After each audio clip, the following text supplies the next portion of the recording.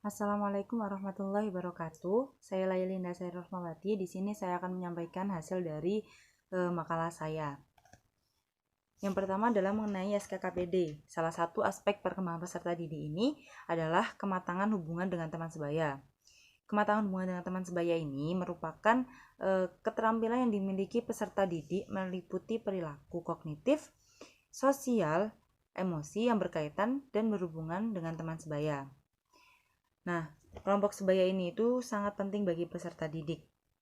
Kelompok sebaya ini dapat membantu peserta didik mencapai kemandirian, mengembangkan sikap independensi, dan kematangan hubungan interpersonal secara matang. Dapat dikatakan bahwa kelompok teman sebaya ini merupakan wadah bagi peserta didik untuk mengembangkan keterampilan berhubungan sosial dan juga sarana untuk menuju pendewasaan. Yang selanjutnya mengenai topik. Dalam SKKPD ini, yang selanjutnya adalah mengenai topik. Dari beberapa topik dalam kematangan hubungan teman sebaya, yang akan saya angkat menjadi topik dalam makalah ini adalah pemahaman tingkah laku orang lain. Menurut KBBI, pemahaman itu berasal dari kata paham yang artinya mengerti dengan benar, sedangkan pemahaman itu merupakan sebuah cara atau proses untuk memahami. Kemudian, tingkah laku ini adalah sebuah perilaku atau tindakan dari aktivitas yang dilakukan oleh manusia. Nah, jadi pemahaman tingkah laku ini bisa diartikan sebagai cara atau proses seseorang itu untuk memahami dengan benar mengenai tindakan atau aktivitas yang dilakukan oleh orang lain. Untuk komponen, dari beberapa komponen, pelayanan dasar, pelayanan responsif, perencanaan individual, dan juga dukungan sistem, yang menurut saya masuk ke dalam topik yang saya angkat, yakni pemahaman tingkah laku orang lain, ada dua. Yang pertama adalah layanan dasar dan juga yang kedua adalah layanan responsif. Pelayanan dasar ini sendiri merupakan layanan yang diberikan kepada seluruh konseli tanpa terkecuali, baik yang konseli itu memiliki hambatan maupun juga yang tidak memiliki hambatan. Nah, tujuan dari layanan dasar ini adalah untuk memfasilitasi konseli untuk mencapai perkembangan yang optimal. Nah, topik pemahaman tingkah laku orang lain ini dapat masuk ke layanan dasar karena di dalam layanan dasar ini bisa diberikan ke semua konseli. Topik ini dapat diberikan ke semua konseli, baik yang memiliki masalah maupun yang tidak. Selain itu, pemberian layanan mengenai topik ini itu juga dapat membantu konseli untuk mendapatkan perkembangan dalam kematangan hubungan dengan teman sebaya. Kemudian yang selanjutnya, pelayanan responsif. Pelayanan responsif ini itu merupakan layanan yang diberikan kepada konseli yang memiliki hambatan dalam tugas perkembangannya saja. Nah, tujuan dari pelayanan responsif ini adalah untuk membantu konseli yang mengalami hambatan itu agar dapat memenuhi kebutuhannya dan juga tugas-tugas perkembangan yang sebelumnya tidak dapat tercapai karena ada hambatan tersebut. Nah, mengapa topik pemahaman tingkah laku orang lain ini masuk ke dalam layanan responsif? Dikarenakan pada konseli yang memiliki hambatan dalam tugas perkembangan dalam topik pemahaman tingkah laku orang lain ini, maka layanan konseling, layanan responsif ini dapat diberikan kepada peserta didik. Kemudian yang selanjutnya ada fungsi bimbingan dan konseling. Dalam bimbingan dan konseling, fungsinya ini ada 11. Yang pertama ini ada fungsi pemahaman, kemudian fungsi fasilitasi, fungsi penyesuaian, fungsi penyaluran, fungsi adaptasi, fungsi pencegahan, fungsi perbaikan, fungsi penyembuhan atau pengentasan, fungsi pemeliharaan, fungsi pengembangan, dan juga fungsi advokasi. Nah, dari fungsi-fungsi tersebut, saya memilih 8 fungsi yang menurut saya sesuai dengan topik pemahaman tingkah laku orang lain. Yang pertama ada fungsi pemahaman. Nah, fungsi pemahaman ini tuh merupakan fungsi yang membantu peserta didik memiliki pemahaman terhadap diri dan juga lingkungannya. Menurut saya hal tersebut berkaitan dengan dengan memahami tingkah laku orang lain, karena fungsi ini itu dapat memahamkan peserta didik apa pentingnya pemahaman tingkah laku orang lain dan bagaimana penerapannya. Kemudian yang kedua adalah fungsi fasilitasi. Nah, fungsi fasilitasi ini dapat sesuai dengan peserta didik dikarenakan fungsi fasilitasi ini dapat memfasilitasi peserta didik untuk memiliki keseimbangan dalam aspek yang salah satunya adalah hubungan dengan teman sebaya, yang di dalamnya itu terdapat topik pemahaman tingkah laku orang lain. Kemudian fungsi penyesuaian. Fungsi penyesuaian ini tuh merupakan fungsi dalam hal membantu peserta didik untuk menyesuaikan diri dengan lingkungannya. Mengapa fungsi tersebut masuk ke dalam topik pemahaman tingkah laku orang lain? Karena fungsi penyesuaian ini dapat membantu peserta didik menyesuaikan diri dengan lingkungannya, mulai melalui pemahaman terhadap tingkah laku orang lain. Kemudian yang selanjutnya ada fungsi pencegahan. Fungsi pencegahan ini meliputi fungsi untuk mencegah peserta didik ini mengalami hambatan dalam tugas perkembangannya, dan juga mencegah peserta didik ini melakukan hal-hal yang tidak sesuai. Kenapa fungsi pencegahan ini masuk ke dalam topik pemahaman tingkah laku orang lain? Karena di sini fungsi pencegahan ini dapat mencegah peserta didik terhambat dalam hubungan sosialnya dikarenakan tidak adanya pemahaman terhadap tingkah laku orang lain. Kemudian fungsi yang selanjutnya adalah fungsi perbaikan. Nah, fungsi perbaikan ini merupakan fungsi yang meliputi membantu peserta didik untuk memperbaiki pemikiran, perbuatan maupun perasaan yang tidak sesuai. Dan kenapa fungsi perbaikan ini masuk ke dalam topik pemahaman tingkah laku orang lain? Karena fungsi ini itu dapat memperbaiki pemikiran, tingkah laku maupun perasaan yang salah terhadap tingkah laku orang lain. Kemudian fungsi penyembuhan. Fungsi penyembuhan ini adalah fungsi di mana memfasilitasi peserta didik yang memiliki hambatan atau telah memiliki hambatan ini untuk menyembuhkan dirinya dari hambatan tersebut. Nah,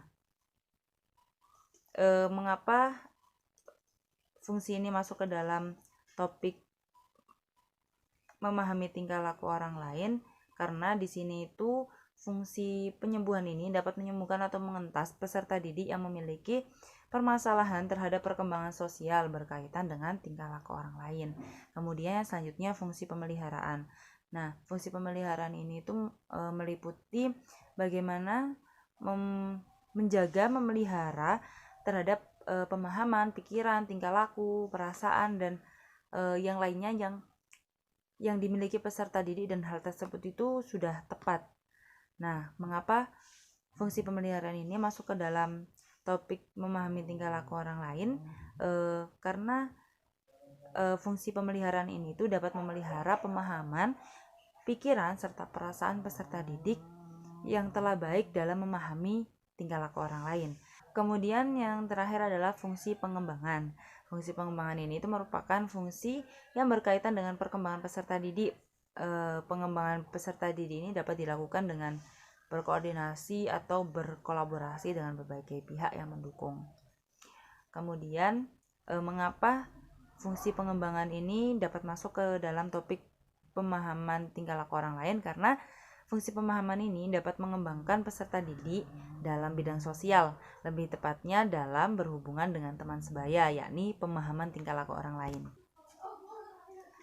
Yang selanjutnya adalah strategi bimbingan dan konseling. Sebelumnya pada poin komponen telah dijelaskan bahwa komponen yang sesuai dengan topik pemahaman tingkah laku orang lain adalah pelayanan dasar dan juga pelayanan responsif. Dalam pelayanan dasar ini, strategi yang dapat diimplementasikan ini seperti bimbingan klasikal atau bimbingan kelas, kemudian pelayanan orientasi, dan juga pelayanan informasi. Kemudian dalam pelayanan responsif ini, strategi yang dapat dilakukan seperti konseling individual dan kelompok, referral, kolaborasi dengan guru mata pelajaran atau wali kelas, kemudian kolaborasi dengan orang tua, kolaborasi dengan pihak terkait di luar sekolah, kemudian adanya konsultasi, diadakannya bimbingan teman sebaya, konferensi kasus, dan juga kunjungan rumah. Nah, dari beberapa strategi dari dua komponen tersebut, yang menurut saya sesuai dengan topik pemahaman tingkah laku orang lain ini ada 3. Yang pertama ada bimbingan kelas, kemudian yang kedua ada layanan informasi, dan yang ketiga adalah konseling individu dan kelompok. Yang pertama bimbingan kelas. Bimbingan kelas atau klasikal ini itu merupakan layanan yang diberikan kepada konseli melalui tatap muka secara terjadwal. Nah, dalam topik pemahaman tingkah laku orang lain ini, bimbingan klasikal dapat diberikan kepada konseli baik dengan diskusi kelas, ekspositori, dan juga yang lainnya. Hal tersebut ini dilakukan untuk memberikan pemahaman kepada peserta didik mengenai pentingnya memiliki pemahaman terhadap tingkah laku orang lain. Kemudian untuk layanan informasi ini itu merupakan layanan yang memberikan informasi yang bermanfaat kepada peserta didik. Nah, pada topik ini, layanan informasi ini diberikan kepada siswa mengenai bagaimana memahami tingkah laku orang lain. Hal tersebut agar siswa ini dapat memiliki pemahaman yang dapat dilaksanakan pada kehidupan sehari-harinya. Kemudian yang selanjutnya ada konseling individu dan kelompok. Konseling individu dan kelompok ini itu merupakan layanan yang diberikan kepada konseli yang mengalami hambatan dalam mencapai tugas perkembangannya dan butuh penanganan secara segera. Nah, pada topik pemahaman tingkah laku orang lain ini, konseling individu dan juga kelompok dapat dilaksanakan untuk memfasilitasi peserta didik yang mengalami hambatan dalam permasalahan pemahaman tingkah laku orang lain. Hal tersebut dilakukan agar individu ini dapat mengatasi hambatan yang dialami untuk mencapai tugas-tugas perkembangannya. Setelah tahap pendahuluan, sekarang masuk pada tahap pembahasan. Nah, pada tahap pembahasan ini yang pertama kali dibahas adalah pengertian mengenai topik dari makalah ini, yakni pemahaman tingkah laku orang lain. Sebelumnya telah sedikit disinggung mengenai pemahaman tingkah laku orang lain. Nah, tadi disebutkan bahwa pemahaman ini berasal dari kata paham yang berarti mengerti secara benar, dan pemahaman ini merupakan sebuah cara atau proses untuk memahami. Nah, dari pengertian dasar tersebut ini dapat disimpulkan bahwa pemahaman terhadap orang lain itu merupakan proses atau cara yang digunakan untuk mengerti dengan benar terhadap orang lain. Nah, pemahaman terhadap orang lain ini dilakukan karena individu ini memiliki keunikannya masing-masing.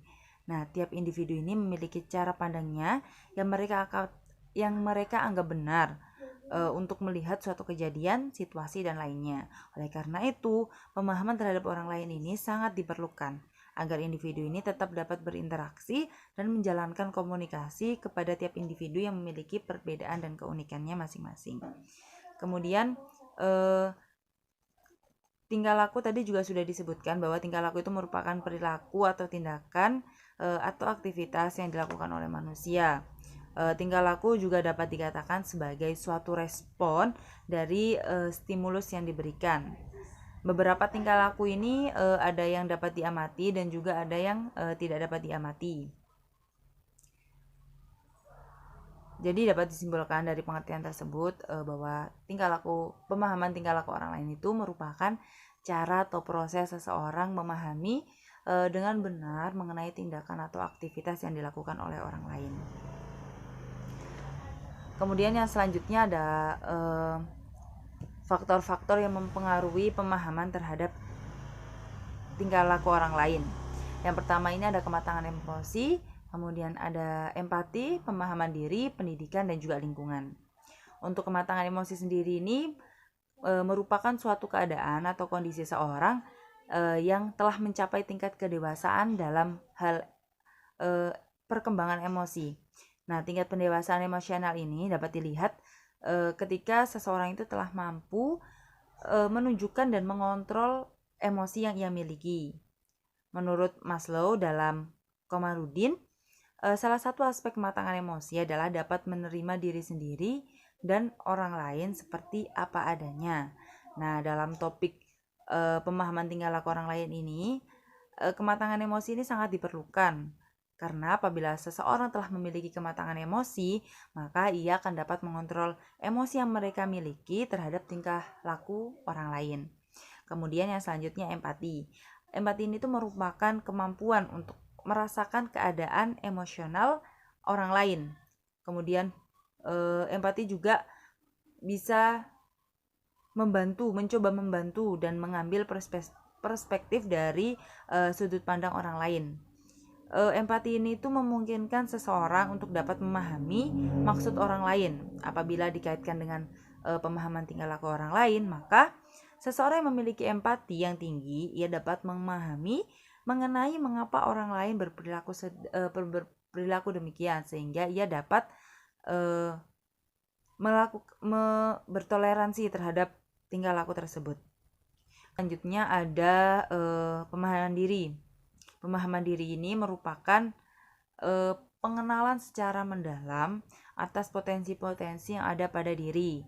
Dapat mencakup ranah minat, abilitas, kepribadian, nilai, dan juga sikap. Nah, mengembangkan pemahaman diri ini tuh baik juga dapat meningkatkan kemampuan untuk lebih memahami orang lain. Mengapa? Karena apabila kita memiliki pemahaman terhadap diri kita tahu bahwa diri kita selain memiliki kelebihan juga memiliki kekurangan, maka kita dapat mulai memahami bahwa orang lain itu juga seperti kita yang memiliki kelebihan dan juga kekurangannya masing-masing. Kemudian apabila dikaitkan dengan topik pemahaman tingkah laku orang lain, maka dengan meningkatkan pemahaman terhadap diri kita, maka kita dapat memahami orang lain pula dalam bertingkah laku. Kemudian faktor lingkungan. Lingkungan ini itu merupakan segala sesuatu yang berada di sekeliling individu yang memiliki hubungan timbal balik dan saling mempengaruhi. Beberapa pengaruh lingkungan terhadap individu antara lain seperti lingkungan mengundang dan mendatangkan perilaku. Kemudian lingkungan membentuk diri, serta lingkungan dapat mempengaruhi citra diri. Nah, dalam topik pemahaman tingkah laku orang lain, individu yang berada dalam lingkungan yang dapat dijadikan contoh untuk memahami tingkah laku dan lingkungan yang dapat memotivasi individu tersebut untuk belajar memiliki pemahaman terhadap tingkah laku orang lain, maka hal tersebut itu akan mendorong individu untuk memiliki pemahaman terhadap tingkah laku orang lain tersebut. Kemudian yang terakhir ada pendidikan. Pendidikan ini itu merupakan proses sosialisasi kepada individu yang terarah.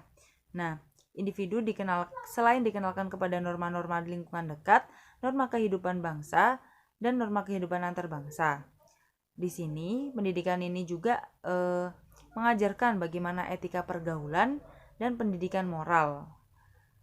Nah, kaitannya dengan topik pemahaman tingkah laku orang lain,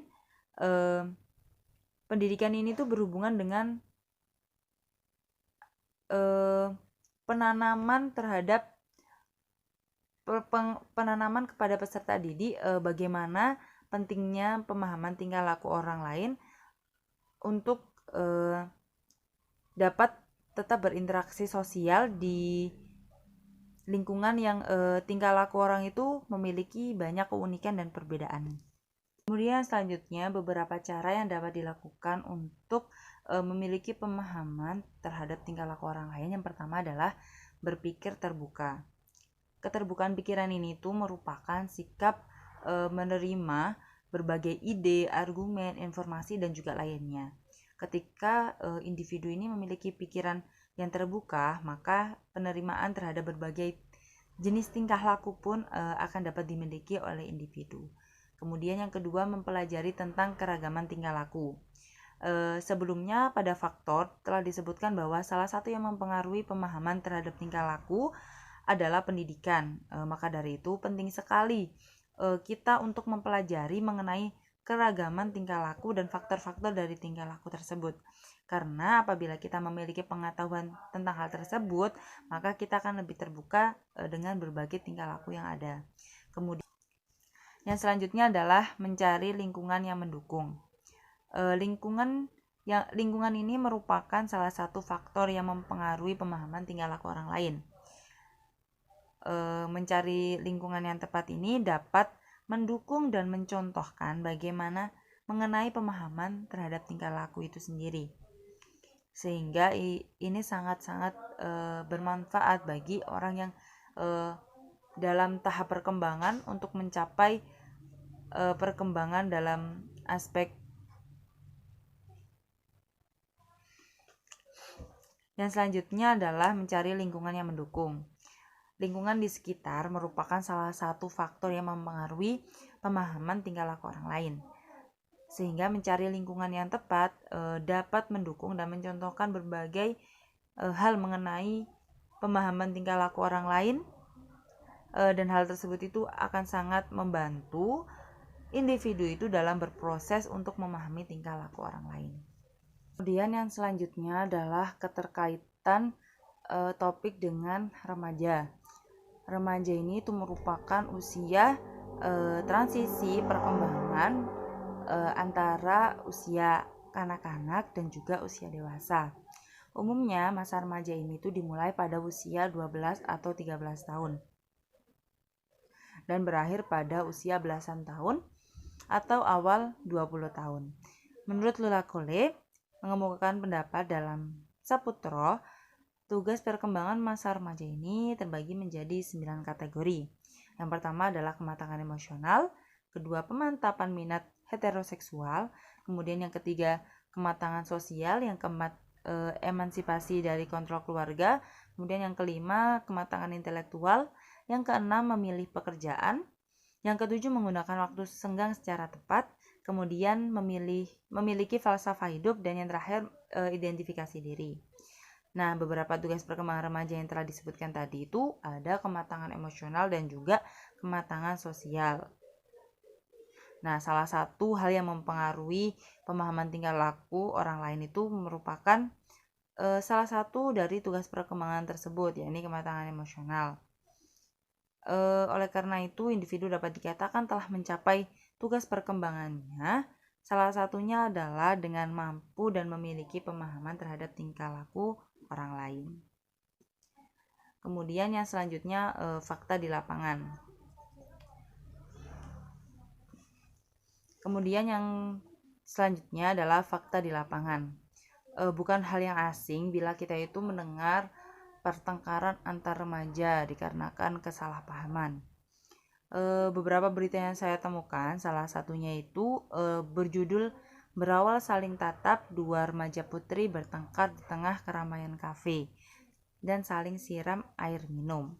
Nah, dari berita tersebut, dua orang yang bertengkar karena adanya kesalahpahaman dalam memaknai tatapan mata. Kesalahpahaman dalam kasus tersebut dikarenakan dua orang remaja ini tidak memiliki pemahaman terhadap tingkah laku orang lain, sehingga mereka melawan tingkah laku yang menurut mereka, yang dalam pikiran mereka tingkah laku tersebut itu tidak sesuai dan tidak mengenakan hati, sehingga kedua remaja tersebut itu saling bertengkar karena tidak saling memiliki pemahaman terhadap tingkah laku orang lain. Sekian presentasi dari saya. Wassalamualaikum warahmatullahi wabarakatuh.